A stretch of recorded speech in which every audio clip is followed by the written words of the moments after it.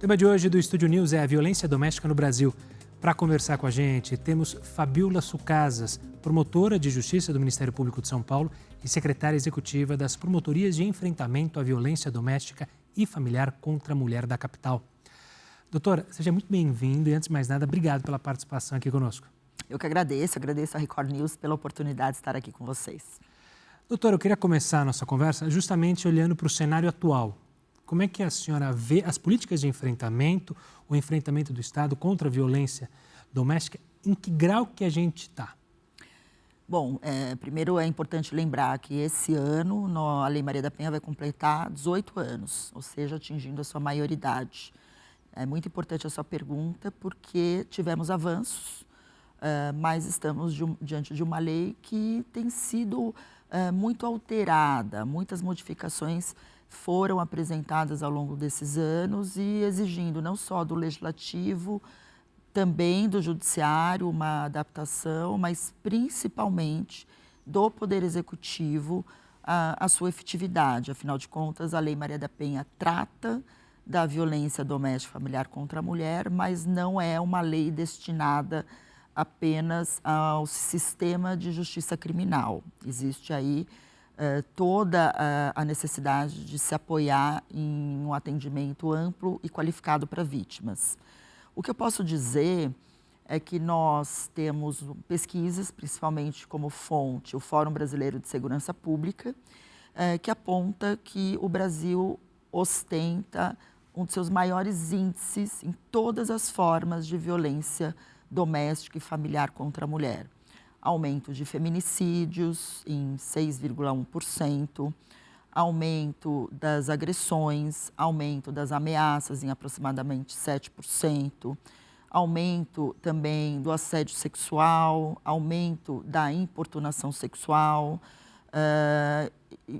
principalmente quando nós vamos falar de feminicídios, aí realmente é algo que nos preocupa, porque afinal de contas, nesses 18 anos, ainda que a lei do feminicídio tenha vindo em 2015, feminicídio é considerado uma forma de violência contra a mulher, é a mais grave, ainda é uma realidade muito presente no sistema de justiça criminal.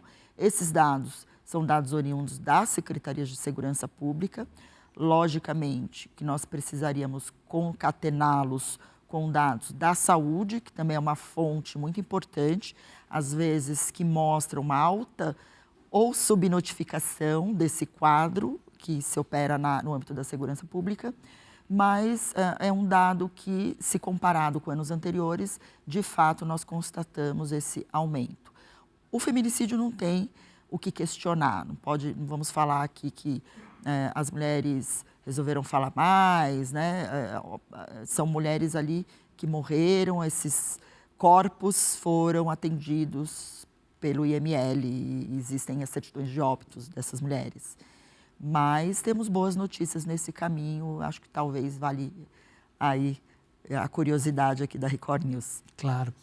Doutora, a senhora mencionou justamente a Lei Maria da Penha, 18 anos, e as coisas também mudaram. A gente tem um pensamento, quando se criou a lei, a violência da mulher, simplesmente com vias de fato, ou seja, a agressão. Mas a gente tem acompanhado inúmeros tipos de violência, ou a popularização. Violência patrimonial, violência sexual, como a gente já mencionou. Isso tem crescido de fato e foi importante essa atualização para justamente definir punições para violações que antes não eram consideradas violências? Sim. Bom, primeiro eu acho que é importante explicar para quem nos ouve, para quem nos assiste, que a Lei Maria da Penha, em regra, não define crimes. A Lei Maria da Penha define formas de violência. E acho que vale aqui eu dizer quais são elas. Por favor. Violência psicológica, violência moral, a violência física, a violência sexual e a violência patrimonial. A Lei Maria da Penha diz quais são as condutas que configuram cada tipo de violência. Então, ela define ali, diz que tapa, mesmo que não cause lesão, pode ser considerada uma violência física, queimadura, dá exemplos. Violência moral, por exemplo, um xingamento, né? Algo que atinja a honra da vítima, uma patrimonial, destruição de bens, destruição de celular. A lei vai lá e define essas formas de violência. um único crime que existe na Lei Maria da Penha é o crime de descumprimento de medida protetiva de urgência, que são aquelas medidas destinadas para afastar um risco iminente da mulher naquele momento. Mas cada forma de violência pode corresponder a um crime. E aí que vem o pulo do gato dentro desse cenário de 18 anos da Lei Maria da Penha, porque nós tivemos alterações. Então, a própria inclusão na Lei Maria da Penha do crime de descumprimento de medida protetiva se deu ao longo desse período. Nós temos, por exemplo, na época da pandemia, foi criado o crime de violência psicológica, o crime de stalking, que é a perseguição reiterada. Nós temos o crime de violência institucional, que também foi incluído como uma forma de coibir práticas consideradas aí misóginas, consideradas práticas que colocam em dúvida a palavra da mulher de forma indireta, ao insistir em estereótipos que seriam aí marcadores de questionamento da veracidade da sua palavra. O que nós podemos dizer é que essas mudanças foram importantes e que muitas delas vieram num reclamo da sociedade, numa consciência da evolução jurídica sobre o que é violência contra a mulher. Então, o próprio feminicídio, por que eu estou colocando isso para a gente fazer essa provocação? A Maria da Penha sofreu 2 tentativas de feminicídio. E a Lei Maria da Penha não trouxe a previsão do feminicídio, ele veio em 2015. Né? Então, foi uma consciência de compreender que o crime mais grave praticado dentro desse cenário não tinha sequer um nome para dizer, olha, para chamar a atenção que a sua dinâmica é uma dinâmica diferenciada, a exigir do Estado uma resposta diferenciada. Assim como se sucedeu nos outros delitos. O que nós entendemos, assim, essas mudanças são necessárias, mas elas não são isoladas. O legislador ele tem a tendência de considerar o uso do direito penal como um uso, basicamente, quase que um herói, né, dentro desse cenário, só que muitas dessas mulheres que denunciam e os seus agressores, às vezes aquele que é o provedor da casa, até por questões do patriarcado mesmo, né? Ficam sem emprego, às vezes com 3 filhos, 4 filhos, e elas vão voltar atrás, porque às vezes elas não têm como angariar recursos para se sustentar sozinha. Então, esse é um exemplo, mas são muitos outros. Eu não tenho como falar de políticas de enfrentamento à violência doméstica, familiar contra a mulher, se eu não me sustentar em outras formas de enfrentamento, né? Por exemplo, a mulher, às vezes, ela não denuncia porque ela está com muito medo. E o que a justiça penal vai entregar para ela? Às vezes é a prisão, a medida protetiva, mas a medida protetiva tem que ser fiscalizada, a prisão não é eterna. Isso que eu ia falar, a medida protetiva, eu queria saber mais da senhora como é que esse assunto, ou como é que isso tem funcionado. Porque muitas vezes o senso comum de nós que acompanhamos os casos dá a impressão de que a mulher consegue uma medida protetiva contra um agressor, mas esse homem vai lá e descumpre a medida, chega até agredi-la ou então chegar ao feminicídio. A gente evoluiu nesse ponto ou ainda é um problema fazer com que essas medidas protetivas de fato protejam a vítima? Bom, primeiro eu gostaria de contextualizar que as medidas protetivas funcionam. Então, eu considero que as medidas protetivas são um dos mais importantes instrumentos jurídicos trazidos pela Lei Maria da Penha. Porque nós não estamos falando de prisão, nós estamos falando de uma medida em que aquela mulher quer viver em paz, ela quer se afastar daquele agressor que insiste em humilhá-la, em ofendê-la, em se aproximar para voltar no relacionamento, no momento de separação, que a importuna e ela quer viver em paz. Então, as medidas protetivas são muito importantes. Segundo, não é verdade que as medidas protetivas com as mulheres, que as mulheres que recebem medidas protetivas, que muitas delas morrem com a medida protetiva na mão. Não é verdade. Pesquisa do Ministério Público mostra que de 2% a 8% das vítimas de feminicídio tinham medidas protetivas, ou seja, mais de 90% das vítimas assassinadas ou que foram alvo de tentativa de feminicídio não tinham medidas protetivas, ou seja, não se socorreram da justiça para obtê-las. Agora, isso não quer dizer que eu vou entregar, vou dizer para a mulher, olha, ok, te entrego as medidas protetivas, elas têm que ser fiscalizadas por você. Afinal de contas, estou falando com uma mulher que está passando por muito sofrimento, que muitas vezes a violência ocorria por anos, histórico de violência é uma realidade presente, e que muitas vezes não tem condição psicológica porque quebrar o silêncio foi um momento difícil.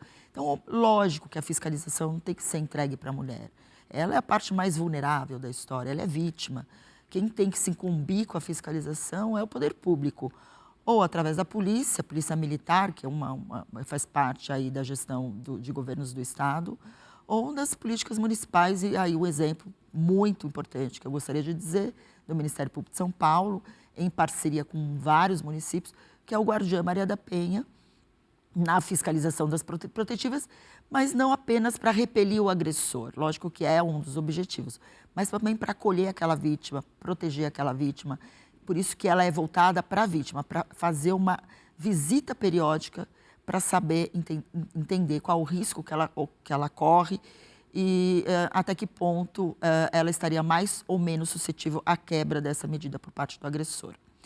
A lei Maria da Penha, nesses 18 anos, nesse âmbito das medidas, ela avançou bastante. Então, foi incluída no rol de medidas protetivas o encaminhamento do agressor a programas de reeducação, de responsabilização. Foi incluído o aluguel social. Aqui eu estou te trazendo alguns exemplos, Sim. né? Também veio uma determinação de que quando existe mulher em situação de violência contra a mulher, guarda compartilhada não é recomendável. Então, no momento do juiz conceder a medida protetiva, tem que ficar também atento a isso. Mas uma das mais importantes mudanças foi que, para pedir a medida protetiva, não precisa de BO, boletim de ocorrência, que é o que nós chamamos de medidas autônomas.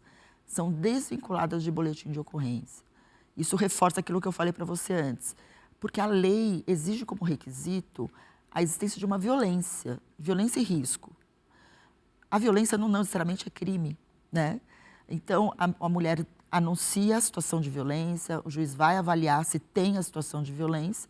Se, porventura, num inquérito policial foi arquivado, se ele foi instaurado, ou o réu foi absolvido, isso não significa que a mulher não esteja em risco e que a medida não deva ser deferida, né? Ou mantida. Então, essa lei veio não só para definir que as medidas são autônomas, mas para definir um prazo de encerramento. Qual é o prazo de encerramento das medidas? Com a cessação do risco. Isso exige uma avaliação periódica, lógico que tem que ser técnica, e depende da oitiva da vítima nesse sentido. Doutora, eu quero falar mais sobre o acolhimento justamente dessa vítima, até porque chamou muito a atenção esse dado que você trouxe. 90% das mulheres que sofrem feminicídio não tinham medidas protetivas. Como fazer para que a mulher tenha força ou tenha maneiras de conseguir fazer a denúncia, de ter a segurança de saber que essa denúncia vai chegar à justiça e ela vai se sentir protegida? Essa pergunta é muito importante, porque, em primeiro lugar, é importante as mulheres reconhecerem o risco, reconhecer o que é violência, porque muitas delas ficam em silêncio ou não vão buscar socorro do sistema de justiça porque não se reconhecem como vítimas de violência ou não se consideram como mulheres em situação de risco perante essa violência. Então, acho que o primeiro ponto é encorajar a denúncia, porque a denúncia ela vai ensejar do Estado medidas. Eu acho que essa questão das medidas autônomas ela ajuda muito a compreender que não necessariamente será ou haverá um procedimento criminal, que nem sempre as mulheres querem que o agressor se fique no banco dos réus ou esteja nessa situação. Então, vamos lá. Primeiro, encorajar as mulheres a denunciarem, a quebrarem o silêncio. O silêncio ainda é um problema. Cerca de 60% de mulheres em situação de violência ficam em silêncio. O que significa isso?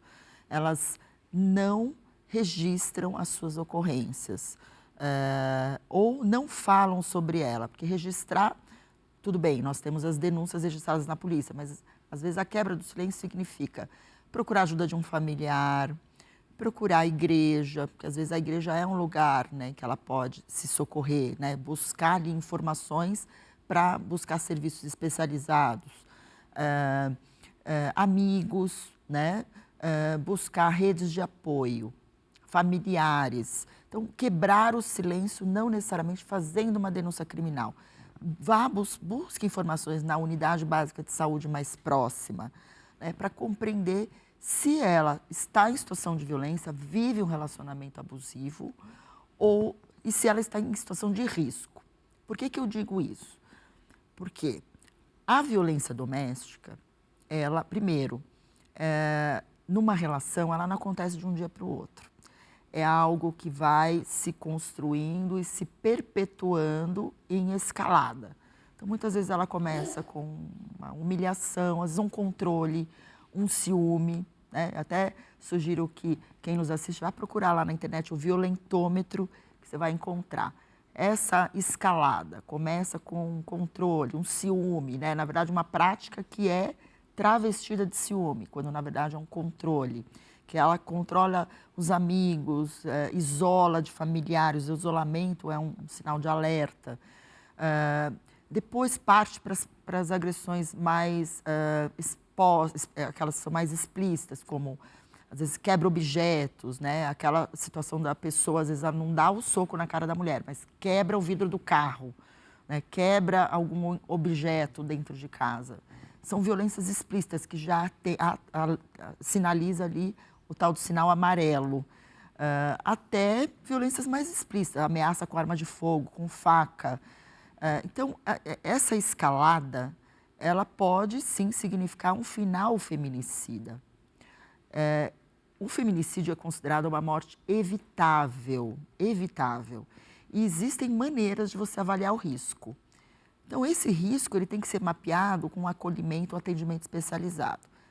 Você pode me perguntar, mas quais são os fatores de risco?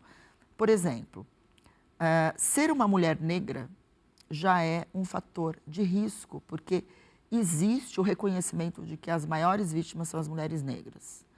Um outro fator de risco, estar em fase de separação. Estima-se que 45% dos feminicídios acontecem nessa fase. Ou seja, é um momento em que a mulher tem que ficar mais atenta, porque é nesse momento que tem muitos conflitos familiares, e às vezes é aquele agressor que não aceita ser rejeitado. A violência contra a mulher, ela tem muito a ver com rejeição e reafirmação de poder. Um outro fator de risco é o agressor ter acesso à arma de fogo. Então, às vezes são informações que podem parecer banais, mas não. São indicadores que através de uma análise, de uma gestão, nós vamos poder dizer se é ou não, se ela está em risco ou não. Então, é preciso quebrar esse silêncio e buscar os serviços. Eu digo, quais seriam esses serviços? A Casa da Mulher Brasileira, ela é um serviço fundamental em que qualquer mulher pode ir lá ser atendida e buscar esse tipo de informação. Os Centros de Referência da Mulher. Centros de Referência da Mulher, na capital, eles existem, assim como os Centros de Defesa e Convivência da Mulher. Esses serviços são especializados, eles também podem contribuir. A Casa da Mulher Brasileira, ela tem um atendimento, em tese, para o Brasil inteiro, São Paulo para o estado inteiro. Então, ele tem que atender. Nós temos também as delegacias eletrônicas. O boletim de ocorrência, ele pode ser feito de forma eletrônica. Então, existe mais facilidade para fazer essas denúncias. Claro. Mas é lógico, eu sou aqui promotora de justiça, eu também incentivo as pessoas a procurarem o Ministério Público. Tem dúvida? Está com medo? Qual seria, o que poderia ser feito para aplacar aquele medo? Está com receio do que ele pode fazer com os filhos? O problema é guarda, é visitas, é alimentos? Qual o caminho para tentar retirar esses obstáculos? Existe alguma questão de dependência econômica, né? O que fazer nessas situações? Então, assim, primeiro momento, reconhecer a situação de violência. Segundo momento, entender o risco. Terceiro momento, é fazer a denúncia, pedir socorro e buscar informação. Doutora, A gente, no começo da conversa, apesar dos números que crescem e são assustadores, a senhora falou que também tem boa notícia. Eu queria justamente como ver boas notícias em meio a números que crescem e que são assustadores e até, de certa maneira, em partes da sociedade, uma resistência a esse assunto, ou seja, a falar sobre a violência contra a mulher. Bom, é lógico que nós não queremos só falar das coisas ruins. E por que que eu falo isso? Porque os organismos, eles estão trabalhando muito para melhorar o atendimento. Eu falei do Legislativo, que tem aprimorado. Eu falei do Ministério Público, por exemplo, possui promotorias especializadas. Existe todo um complexo de entidades, né? O Conselho Nacional de Justiça, o Conselho Nacional do Ministério Público, Defensoria Pública, a OAB. Então, eles têm atuado, têm se aprimorado para melhorar o atendimento. A boa notícia é que depois da pandemia passou a aumentar cada vez mais o atendimento 190. Isso significa, posso fazer esse recorte, de que houve um aumento da consciência pública sobre a importância em não se omitir. Não à toa, no estado de São Paulo, exemplo, e muitos outros estados, passou a vigorar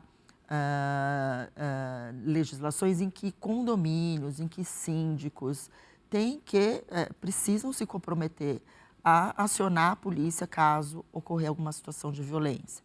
Agora mesmo, no estado de São Paulo e no Brasil, tem uma consciência sobre o assédio às mulheres nos espaços de diversão e lazer, que é preciso ter um protocolo de atendimento caso elas se encontrarem numa situação de risco. Exemplo do caso do Daniel Alves, que aconteceu em Barcelona. Então, tem havido uma conscientização. Então, aumento do Disque 190 significa, do acionamento da polícia, significa um aumento do comprometimento das pessoas em se colocar como testemunhas, estarem ali ao lado, de reconhecer a situação de violência que acontece na sua frente. No Ministério Público de São Paulo, nós fizemos essa pesquisa que eu mencionei e houve um aumento dos casos de tentativa. Isso significa que aumentou o número de casos em que mortes não aconteceram por circunstâncias alheias à vontade do agente. Ou seja, houve uma intervenção. Ou aquela mulher foi socorrida prontamente, recebeu um atendimento rápido no hospital, ou porque alguém interferiu, acionou a polícia chegou e o agressor não foi, não prosseguiu nos atos porque alguém interrompeu. Então, esse é um sinal em que funciona, né? O poder público funciona. Agora, é lógico que eu preciso também fazer aqui, já que nós estamos falando de mudança de cultura, né? Porque a violência contra a mulher ela é decorrente do patriarcado, ela é decorrente do machismo, do sentimento de posse do homem, porque nós estamos falando, sim, de casos em que mais são os homens, os ex-cônjuges, os ex-maridos, os maridos, os companheiros que realizam essas violências. Então, nós temos que perguntar também o que está acontecendo com a nossa sociedade, que esses números estão tão altos. Então, precisamos questionar um comportamento que leva a isso, né? Então, nós precisamos, sim, de mais políticas que olhem para os agressores ou que previnam isso, porque precisamos dar desse assunto nas escolas. As crianças precisam crescer num ambiente em que é preciso respeitar as mulheres, é preciso respeitar as relações de gênero, é preciso compreender que não é porque nasceu homem que é mais forte biologicamente, que por isso vai apenas conformar sua rejeição com violência. É preciso discutir isso, é preciso ter mais políticas nas escolas, não só públicas, mas nas privadas. As privadas precisam pensar numa educação com a perspectiva de gênero. Mas também esses grupos reflexivos, que eles são muito poucos dentro da política. Então, a minha crítica é essa.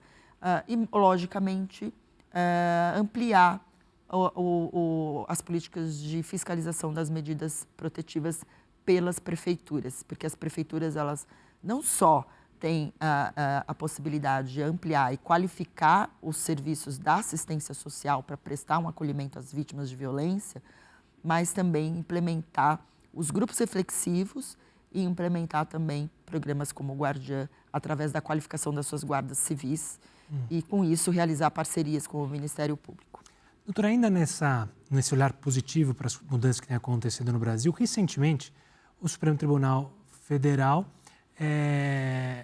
julgou procedente, né, impossibilitando advogados, enfim, de criticar a vítima. Eu queria que a senhora explicasse o que foi decidido de fato. Ou seja, muitos advogados usavam a vida passada de uma mulher vítima de agressão para dizer que, olha, a agressão foi por causa disso, essa mulher não merece justiça ou não merece o acolhimento dessa denúncia por causa disso, porque no passado ela teve um marido ou não tinha relacionamento. Explica para a gente o que foi decidido pelo STF e se de fato isso é uma boa notícia.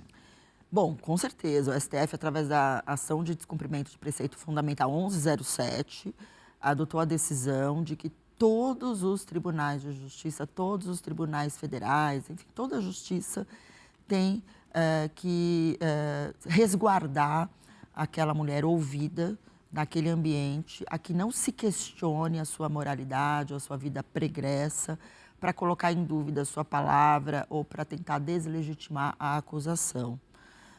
Essa é uma prática que tem ranço na moralidade pública, né, da ideia de que daquela dupla moral sexual, de que a mulher honesta, a mulher virgem, ela seria aquela mais capaz de ser protegida pelo sistema penal do que aquela mulher que não está dentro desses padrões que nós chamamos de padrões estereotipados, e que são estereotipados com o fim de inferiorizar e desqualificar as mulheres. Essa decisão do Supremo, ela veio tal qual a Lei Mariana Ferrer, que é aquela lei que também impôs essa determinação a que as partes, né, não usem desse tipo de artifício para desqualificar as vítimas, e que os juízes eles devem preservar o respeito a essas vítimas, ou seja, a eles incumbe a fiscalização, a evitar essas práticas. É mais ou menos a mesma lógica do que ocorre historicamente, e que o Supremo também proibiu, o uso do argumento da legítima defesa da honra para afastar a responsabilidade do feminicida. É justamente essa lógica de colocar a mulher no lugar de culpada pela violência sofrida, inverter, né? Esse artifício é um artifício muito comum, usado por aqueles que defendem autores de violência de gênero contra mulheres, porque ao invés de atacar o fato, eles atacam quem faz a acusação. Como? Acusando, fazendo essa inversão, revitimizando e colocando em xeque a moralidade, a capacidade da vítima de argumentar. É como se fosse assim, ou ela é louca, ou ela é doente, ela não tem... quem é ela para dizer sobre mim? Ela não tem moral para isso. O Supremo proibiu isso. Agora, o Supremo fez isso, que não foi do nada, né? Não é uma invenção. O Supremo fez isso calcado na nossa Constituição. Veja, nossa Constituição é desde 1988, e em apenas 2024 nós conseguimos esse reconhecimento, né? Se ele existe, se demorou tanto tempo, é porque é uma prática comum nos bancos judiciais. Nós temos, o Brasil é signatário de 2 tratados internacionais, o CEDAW, que ele obriga o Estado a repelir qualquer forma de discriminação contra as mulheres, e essa discriminação ela é considerada uma forma de violência institucional, e também a Convenção de Belém do Pará, que visa a repelir qualquer forma de violência contra a mulher. O mais interessante nessa história, que é o reconhecimento dessa prática como uma forma de violência institucional. E um outro sinal, que é muito importante dizer aqui, juridicamente, talvez esses juridiqueses são importantes, que é o que nós chamamos da adoção da perspectiva de gênero nesse processo, de compreender que a dupla moral sexual, que é essa avaliação de confrontar, né, duas pessoas, de colocar no mesmo patamar, como se partisse do mesmo lugar, né, dizer que aquele homem agressor, ele não praticou porque aquela mulher é vagabunda, por exemplo, ele está partindo de um patamar desigual, porque as mulheres, né, a desqualificação da moral dela, partindo da sua sexualidade, sempre foi um lugar de exclusão de direitos. Nós estamos num espaço de diálogo, que é preciso se autoavaliar para conviver. E aqueles que não se adequam a isso, que procurem outros tipos de relações. Tá certo. Doutora, infelizmente nosso tempo acabou, mas eu quero agradecer demais a sua presença e também parabenizar pelo trabalho que a senhora tem feito. Eu que agradeço a Record News. E eu só queria deixar um recado que, se vocês precisarem de alguma informação, procurem o Ministério Público, procurem o Ministério Público de São Paulo, acessem o nosso site, que vocês vão encontrar ali diversas informações, e deixar esse recado: quebrem o silêncio, né? E se homens precisarem também buscar informação, eu digo que tem algumas instituições que podem ajudar, e o programa E Agora José, por exemplo, do Flávio Urra, também diversas outras entidades que podem ajudar a esclarecer, mas eu, obviamente, vou sugerir que procurem o Ministério Público. Eu agradeço e desejo uma excelente jornada aí para vocês. Tá certo, doutora. Obrigado. Infelizmente, o Estúdio News fica por aqui. Eu conversei com Fabiola Sucasas, promotora de Justiça do Ministério Público de São Paulo e secretária executiva das Promotorias de Enfrentamento à Violência Doméstica e Familiar contra a Mulher da capital. Você já pode acompanhar essa nossa entrevista lá no canal no YouTube, no Play Plus e também pelo nosso podcast. Eu espero no próximo programa. Até lá!